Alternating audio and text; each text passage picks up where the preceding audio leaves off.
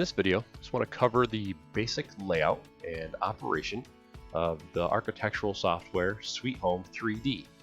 The really nice thing about Sweet Home 3D is it's a very user-friendly interface, and it allows you to take 2D floor plans or 2D drawings and pretty much automatically generate 3D building views, which is really a nice way to take your hand sketches or other reference material and create them into your own in a very nice visual and graphical interface. So I want to get right to it here. The basic layout of Sweet Home 3D is you have 4 different windows or 4 different quadrants. In the top left window here, this is where you're going to find all of your different elements that you can drag and drop into your floor plan. And we'll go over this in a little later in a little more detail, but just want to call out that this window is here. On the top right window, you're going to see what looks a lot like grid paper that you may have used in math class. This is where all of our 2D drawing is going to happen. So for that, I'm typically reference this as our 2D view. Now in the bottom right here, this gray abyss, as you draw things in your 2D view, which is here, automatically Sweet Home 3D will generate a 3D model in this area here, and you'll see that as we get going to it. But if I reference the 3D view, that's what I'm referencing here. And then on the bottom left, this is where we have some other features or property features of different pieces of our design. We're not going to worry too much about that in this video, but just so you know, when you click on a certain item, it's going to pop up different properties of that item in this area. But don't worry about that too much right now, because we're not gonna deal with that as much. But one thing I do really like about the windows in this program is if I hover over in between any of the windows, you'll see that my cursor turns into this double arrow. And what that double arrow means is that if I left click and hold, I can resize any of these windows to suit my needs. So for example, you'll see that there's a lot of white space over here in this area, which, you know, that's kind of wasted real estate. So I want to maximize my drawing space. So I'm just going to kind of scooch that over, and I'm going to bring this guy down here, and that just gives me more room to work in my 2D drawing window. So there's no right or wrong way to do this. Whatever makes more sense to you, and depending on how you're using the software, you may choose to move these windows around several different times. All right, so up in the top toolbar here, there are several different icons which you're going to reference quite a bit. Let's cover those real quick. So as I mouse over here, this black arrow says select objects in plan, and all I'm doing is I'm just hovering over these different icons here, and when I do that, it gives me a brief little description of what that button or what that icon does. So this is pretty self-explanatory. It selects objects in the plan. This little hand right here, this is pan in plan. The best way I can describe this is, now imagine that you have a piece of paper on your desk, and you slam your hand on top of it, palm down, and you move your hand around, with pressure on that paper. It kind of moves the paper around. And I'll do this a couple times during this video so you can see what this does. But this is nice feature to navigate. This one right here is create walls. I'll bet you'll never guess what that one does. That creates walls. This one here is create rooms. We'll get a little into that. And there's some others here which we'll touch on a little later. But let's get right to it. So I want to create a simple example, and I'm going to use just the creation of a living room for an example. So the first thing that we have to do is we have to start by creating our walls. So to do that, I'm going to go up to my create walls icon here, and I'm going to left click once, and this little dialog box pops up. These dialog boxes, I recommend that you just read through these real quick. They come in handy. Just read through them, and when you're all set, hit the OK button. So leave this box right here unchecked, because if we check this box won't ever come up again. And for right now, since we're just learning the software, we want to have these little boxes pop up so we can have them as a reference. So right now I'm just going to hit OK.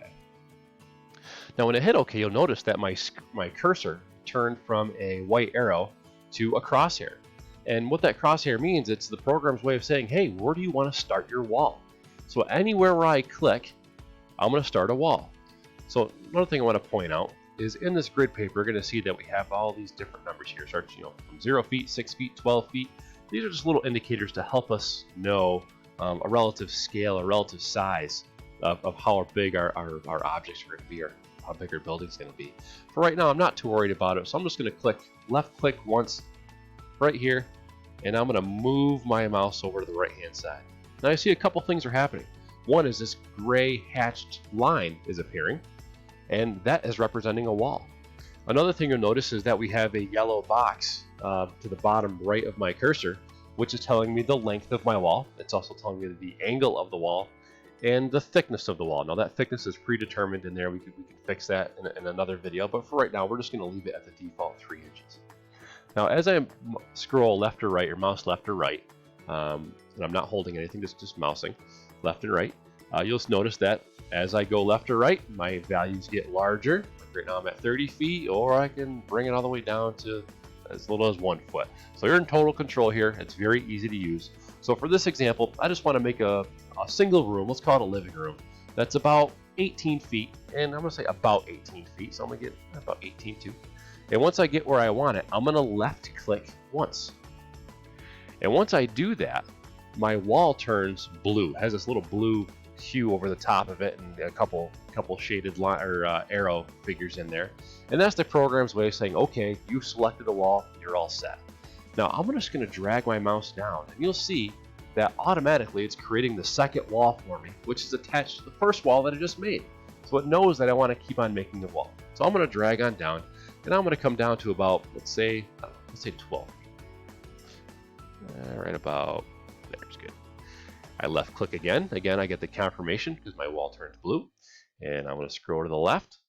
And the cool thing about this, if you notice, that as I scroll left, once I get to a point where my walls align, so my top horizontal wall aligns with my bottom horizontal wall, I get this little phantom line, I'll call it. And whenever I see that, that means that I'm exactly, lined up with the wall above it. So as soon as I see that little phantom line, I'm going to left click again, and then I'm going to come back up, and I'm going to finish my wall, and bang. Now you notice that once I'm still scrolling around here, and I'm still in the wall command, but I don't want to draw any more walls. So a simple way to get out of there is just hit the escape key, and it gets you out of your wall command. All right, so now you'll notice that we have a nice rectangle room up in our 2D view. Now, as we were doing that, you may have noticed that on the bottom of our screen, this program was automatically creating a 3D view for us, which is kind of nice. And we can navigate some different things in there. So if I left click inside of my 3D view and just move my mouse around, I can look inside of my home, or inside of my room. Now, if you have a mouse, which most of you should have a mouse with a wheel on it, if I scroll down, it zooms out. If I scroll up, it moves in. Now, if I press down and hold on the mouse wheel, I can do a fast zoom in and out, which is pretty nice. Oops, I'll show you that part later. So you can navigate around and look around in your 3D view, but we're going to play around with this a little more later, so I don't want to go too far into this. Now, let's do some very basic design elements to this room. So right now, if we look in our 3D view, it looks like just like a concrete box. We need to add some color. We need to add some of our touches into this room. But the first thing that we need to do so we can do that is we have to change these 4 walls into a room. Right now, the software does not know that we want to add anything to this room because it really can't. So what we're going to do is we're going to go up into our toolbar, and I'm going to click on Create Rooms. And once again, I get the tips that come up, and you go ahead and read through those. But again, I'm just going to hit OK for now. Now when I do that, I get that very familiar crosshair. And now you'll notice, as I hover over each one of the corners of my room, this little blue dot appears in my corners. And that means that I'm lined up right where I want to be. So as soon as I see that blue dot, I'm going to left click once, and then I'm going to drag over until I get a second little blue dot in my corner. And the little trick I like to use is I always add my rooms clockwise. And the reason why I add my rooms clockwise is, you see, as I put my rooms in, things start to shade gray. Now if I didn't, and I was just kind of jumping around, it's very easy to get kind of messed up, and your rooms won't come up as nice. So as long as you're moving clockwise, you're going to be okay. So I'm going to click on here. I'm going to finish up my room, hit escape, And there we go. So now I know that I have a room established because two things happen. One is I have it nice, it's all grayed out. And it also tells me that this room is 215 square feet. It automatically does that math for me. But now how do we add different colors to this? Well, how I do it is I click on my black arrow up here first, and then I double click inside of the gray area. Now when I double click inside the area, it pulls up a new box for me. It says modify rooms. And there's a couple of different things that we can do here. Now the first thing I always like to do is I like to keep my rooms labeled, especially when you start getting into some more complex designs where you have multiple bedrooms, multiple bathrooms, maybe mud rooms, laundry rooms. It's good to keep an idea or keep track of where your rooms are, so in case you have to save and come back to it at another time or even another day, you know where your thought process was. So for here, I'm going to start naming this as living room. I'm just going to type in L, and here's the cool thing about it. The software knows that I may want a living room. So I type in L, and all of a sudden living room comes up. I don't have to keep on typing. Just click away, and I'm good to go. Now you'll see here that I have a couple different other boxes. So we have areas where we can modify the floor, we can modify the ceiling, we can modify the wall sides around the room. We could also add wall sides and baseboard, which we'll get into that a little later. But for right now, I just want to get into making a different floor. So when we come down here, we have these little buttons here. These are little radio buttons. And I have a couple different options. So the first option I have is I can color my floor. Now, I like to think of color as paint. So if I can paint something, I use color. Because if I click on this little selection tool here, it brings up a color palette, and I can select any color that I want, right? So if I were to choose a different wall color, I'd want to paint a wall, because typically you paint walls. But for floors, typically you don't paint floors. You may have carpet, you may have tile, or even a wood floor. So that's where the texture radio button comes in. So I'm going to go ahead and click on texture. Again, I'm going to click over here at my little selection box, and it pulls up all these different floor textures which are loaded in here. Now I can scroll through. I don't have a whole lot of them in here, but as we go through, you can download more of these and install more of these in the program, and sometimes it can get kind of cumbersome. But for this example, I know that I want to use a wood floor. So I could do one of two things. I can look for floor and look through each one of the descriptions, say, oh, there's a wood floor, or I can just go into my search box and type in wood, and it pulls up everything that has wood in the floor description. So even like old wooden floor or wooden floor here. Now the nice thing about this is as you select each one, you'll notice that on the right hand side here, it gives us a little texture box or a preview of the texture of what we're going to be installing. So the nice thing about that is we can pull this in, and I could change the scale, meaning I could change what that looks like. So if I jack it up to 200%, you will see, well, they didn't even do it. So we're not going to worry about that. But you can change the scaling of your textures. You can change the different angles of your textures to make it look different in different patterns and whatnot. So that's a nice little feature, and we're going to get into that a little more, especially when we import stuff. But for right now, I'm just going to select on floor, and I'm going to hit OK, and I'm going to hit OK again. Now you'll notice that a couple of things happen again. So the first thing you'll notice is up in our 2D view that our gray box turned into like this brownish pattern. And what this brownish pattern represents is the wood floor that we put in. Another thing you'll notice is in our 3D view is we have our wood floor pattern into our room, right? So here's the thing, when we're looking at this like, geez, I really don't like the way that looks. I think I want to change that. It's very simple. If you just go back up into your 2D view, double click inside your room, it brings up that familiar box. Click on here, and we could change our texture, and let's just call it, we want to put in, oh, I don't know, let's go back to the old wooden floor. Here, I'm not going to type in wood.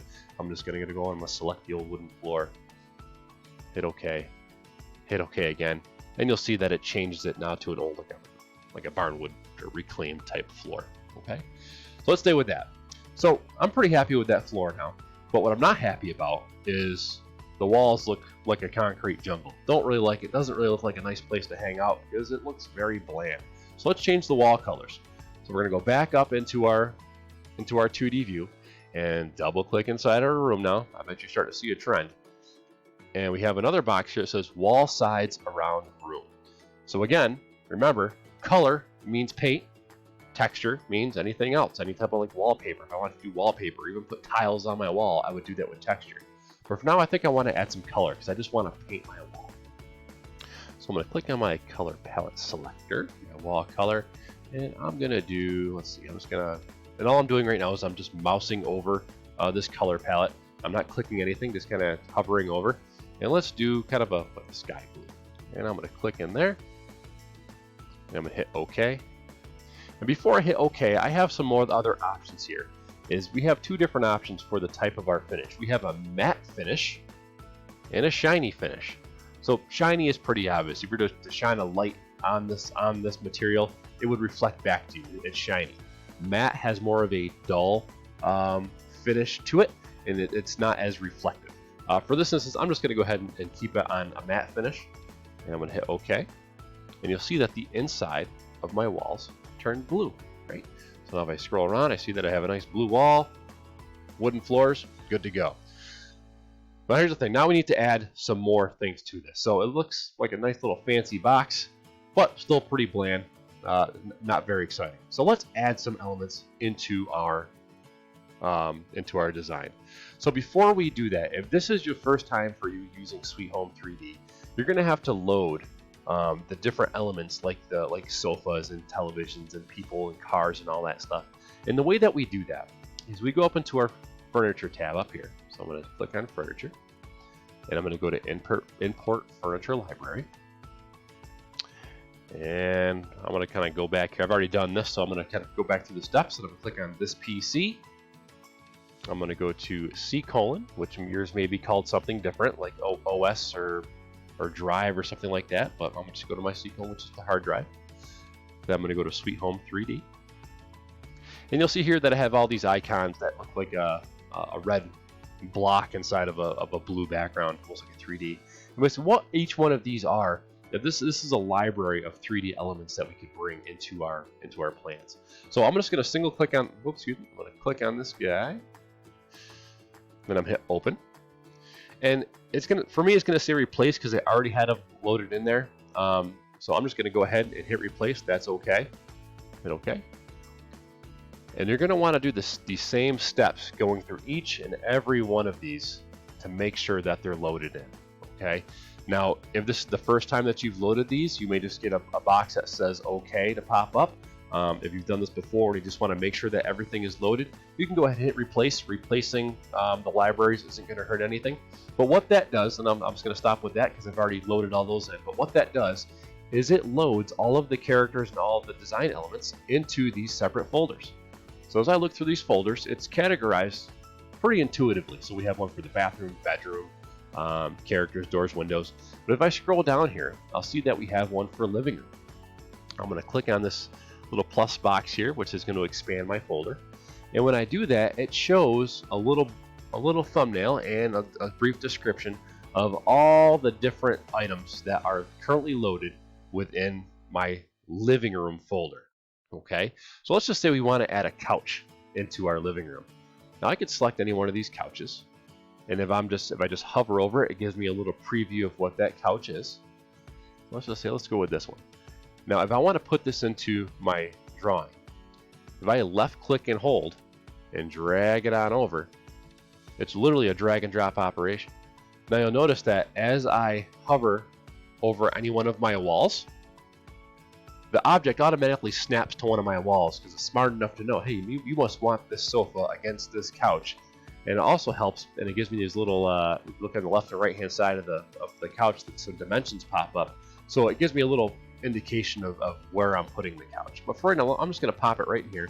Now I'm still clicking and holding on my left mouse button, which is allowing me to maneuver this. Now I'm going to let go of my left mouse button. And you'll see that my sofa gets dropped in my 2D view, but also down in my 3D view, my sofa is also located there, right? So pretty simple. It's literally a drag and drop operation. So now let's say I want to add a TV in here, okay? Now here's the thing. I could scroll through here and I'm looking for TV. And this is fine. This is one way to look for it, which is fine. And there's my TV stuff here. But there is another way to search these different elements. And I'm going to show you that. So if you go up to File, and you go to Preferences, And here it says Furniture Catalog View. Currently, it's in category folders. That's what we were working with, just our category folders.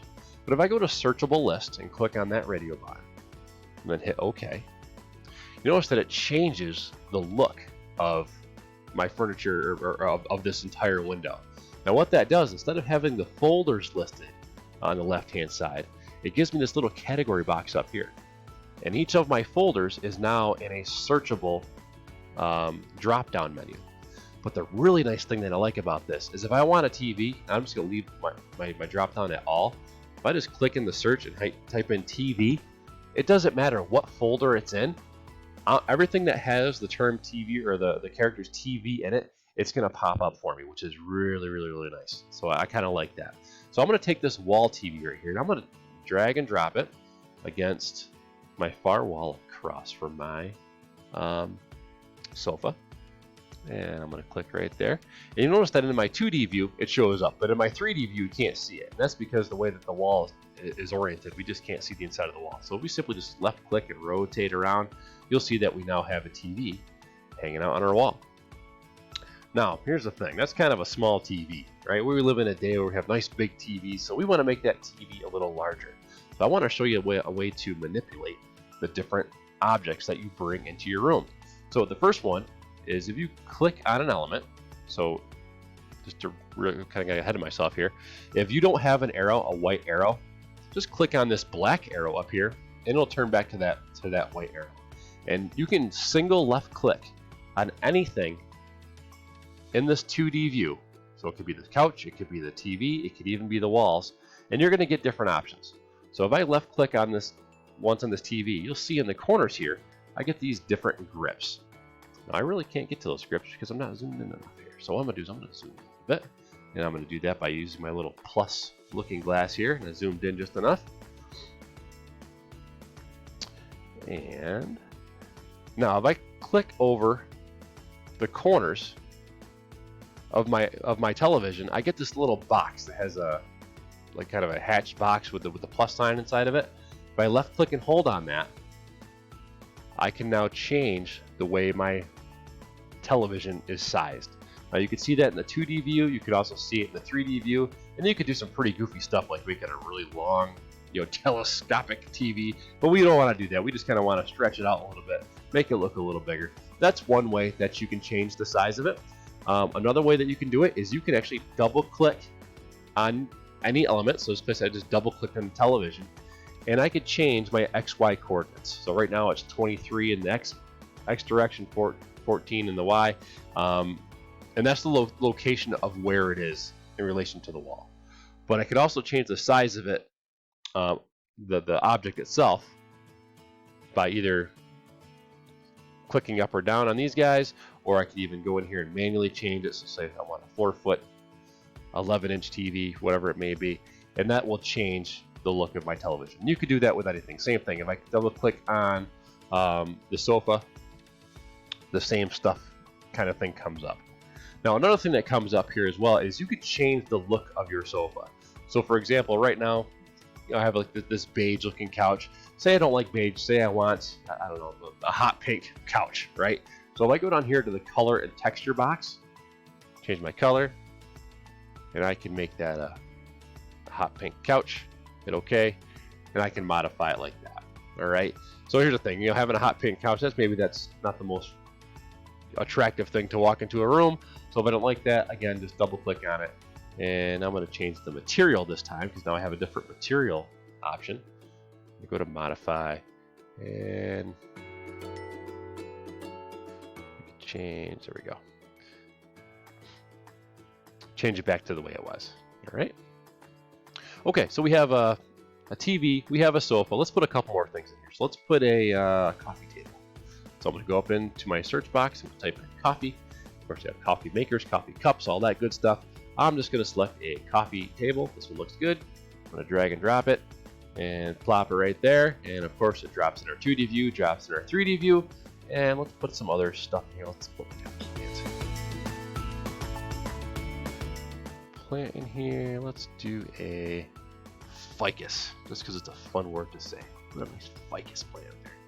And there it goes. And the same thing with the plant. Maybe we want to make this plant a little larger.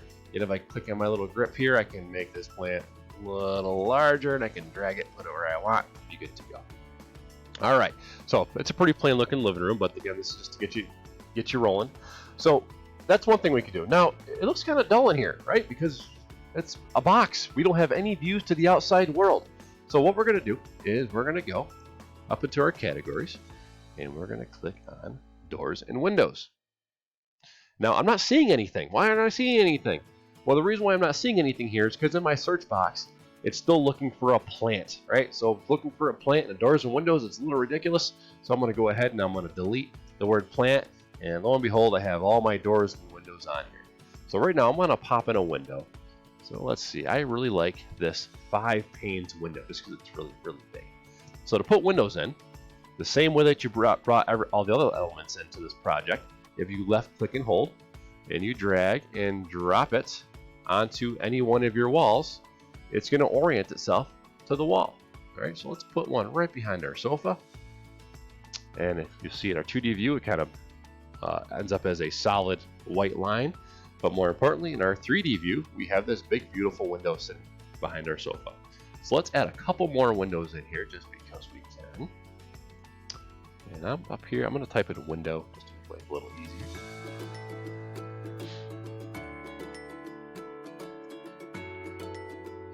And let's go with, let's just put in a couple fixed windows. So we'll put one over here, and we'll put another fixed window, let's say right here. And let's put a door. Let's just say this opens the exterior. So we'll put an exterior door. And when we select our doors, you notice if I click left or right, it changes the door swing. So for this case, I'll have the door swinging in. We'll just drop right there, and you'll see that on the bottom we have a nice door. Okay, so now looking at our 3D view, we've got something going on here, right? Now we have some windows. It's looking kind of nice. Now one thing I want to show you is as I mouse around and look inside, right, you can see right through the windows, which is pretty cool because it gives you can do some really nice different effects, and once you get some nice designs as opposed to the one I have here, you can really make this look pretty nice. But looking at this 3D view down here, it looks kind of bland, right? So I'm just going to increase this so we can see a little more of it. Zoom out a little bit, and it's kind of lame, right? We have this gray land, and we have this plain blue horizon. Now, the same way that we changed how our sofas looked and how our walls looked and all that, we could do the same thing with our 3D view. And to do that, I'm going to right click in my 3D view, and it's going to give me this little dialog box. And what I want to do is I want to go down to modify 3D view, and then these familiar boxes come back up with the color and texture, but this time it's for the ground and for the sky. Now, remember, I said that when you click on color, think of paint. And we typically don't paint the floor, or you don't paint the ground. So I'm going to click on the texture box, open up my dialog, and right here it says grass. I think that's an appropriate design for a outside floor. So I'm going to hit OK. Then I'm going to hit OK again, and now it turns out grass. That looks like Minecraft. So now I'm going to right click again, because I want to change my sky. I'm going to go to modify 3D view, go to texture, click on my selector, and I'm going to type in sky, and I'll maybe a cloudy sky today. Hit OK, and as I right click and hold, you'll see now I have a cloudy sky. But you may say, you know what, I really don't like the cloudy sky. I'm going to right click again, modify 3D view, and let's just do a nice blue sky. All right, now that really looks like Minecraft. Okay, so a couple other things that we could do in our 3D view to make this a little snazzier is, again, right click, back to modify 3D view. And there's another thing that we have down here, which I really like, I think it's kind of cool, is we have our wall transparency slider. So right now it's on opaque, I mean, we can't see through it. Now if I take this and I drag it about halfway down, watch what happens to my walls. As soon as I hit OK, it takes my walls and it makes them kind of translucent. So now I can see inside of my house, but still see a slight shadow of my exterior walls. And again, this is really nice when you're taking screenshots and making presentations of your architectural designs. This is really nice, especially when you have multiple rooms stacked on top of each other and there's different elements that you may not see. So for example, it'd be kind of hard to tell that this was a sofa without having this translucent wall. So that's just a nice little feature. So you can always switch that back and bring it on over. Now another feature I want to show you in the 3D view is it's called the virtual visit. So again, I'm going to right click, doing a lot of right clicking in this 3D view, and I'm going to go to virtual visit. And notice that it changes my 3D view, but it also adds, okay, I got them out of shape here, right there, up in our 2D view, it adds this little character. All right, now this character is like looking down on a person, and these two black lines right here represent the eyesight or the field of view of the person. So I'm going to left click and drag this person into my living room in my 2D view, and as you'll see in my 3D view, it changes the perspective. Now if I left click and hold, I'm looking up, I'm looking down, looking at my couch, checking out my TV. It's kind of nice because it gives me a nice in-person view of what my room is looking like. Now here's the thing, for those of you who know me, I'm a very tall guy. I'm 6 feet 8 inches tall, so this perspective may not be my actual perspective. So I want to change it to see what it looks like when I am in the room. So to do that, I'm going to double click on this person on my 2D view, and I have eye elevation. So if I'm 6 foot 8, of course my eyes aren't on the top of my head. My eye elevation may be at around, let's just call it 6 foot 4, just to say. Now, before I hit OK, take a note and look at the 3D view and watch what happens. It popped up a little bit. I was able to see a little more. But let's say that we want to get the point of view of this room from, let's say, a toddler's view, all right, or even let's just say a dog's view, all right. So instead of 6 foot 4, it may be 2 foot 4. And again, watch my 3D view, and there it is. So at a dog's view, this would be perfect, especially getting the snacks off the coffee table. So that would be pretty cool. So this is just another way that you can use quickly and easily change the different views within Sweet Home 3D. Now I noticed something here, that I have this awful gray looking ceiling. That is just terrible. So I need to change that. So to change that, I'm going to go on ahead and double click up in my 2D view right in the center. And the reason why it's like that is I never changed my ceiling color. So I'm going to go to ceiling, color, and I'm going to make that like an off white, something like this. And there we go. It changed it up. So as we're looking through here now, of course I can move around and move inside my virtual visit with my 2D view, but I'm done with my 2D view. I want to go back to the view, my original aerial 3D view. If I right click and go to aerial view, or you could hit Control D. These little hotkeys here are always handy. Go to aerial view, and I'm right back to that familiar view. Okay. Now, before I go any further, I should have said this quite a while ago. It's important to always continually save your plan. Okay. So if you go up to File, you go to Save. I'm just going to call this Mr. King Demo. I'm just going to dump out my desktop just to say I did. Save it there. It's a good habit always to go in here, and from now on you can just go File, Save, or Control S and save your plan. It's a good idea to develop a habit of always saving your plans. In case there's a power outage or something happens, the file gets corrupt. You could be working for hours on end, and all of a sudden, poof, your design's gone, and there's nothing worse than that happening. So let's see, what else can we put here? Oh, so let's put some people here, and then I'll show you how to do some dimensions. So for people, I'm going to go into characters, and we have a bunch of different characters that we could put in here. Let's just pop in. I think every home needs a dog, so we'll pop a dog in there, and we'll put in the dog's happy owner right there. And now you'll see that if we go in our 3D view, she's looking out the window. But here's the thing, the dog needs some attention, so we want to make sure that she is paying attention to the dog. So we want to rotate our character to look at the dog.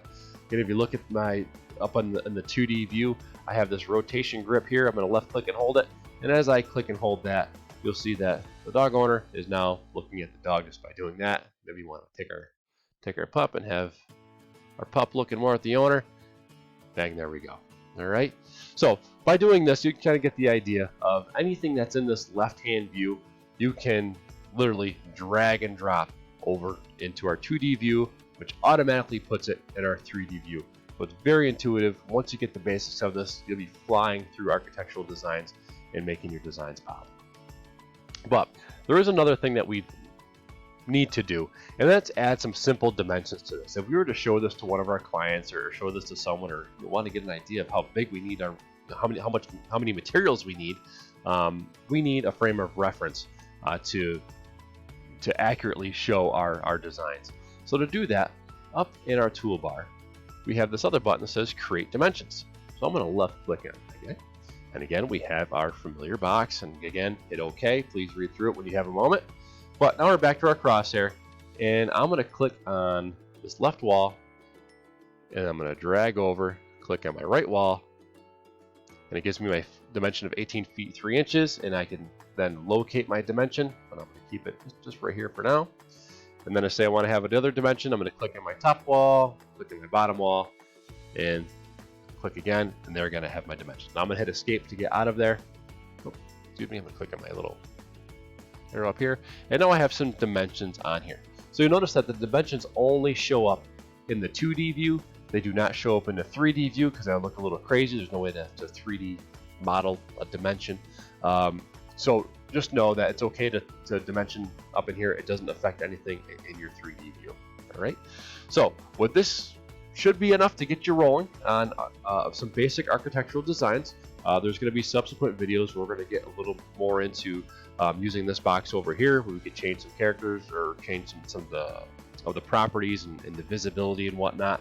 And we'll get into a little more advanced features like adding second floors and doing more to our design. But as always, if you have any questions, please come up to the desk and see me. You can also email me, drop me a line. You know where to find me. Thanks.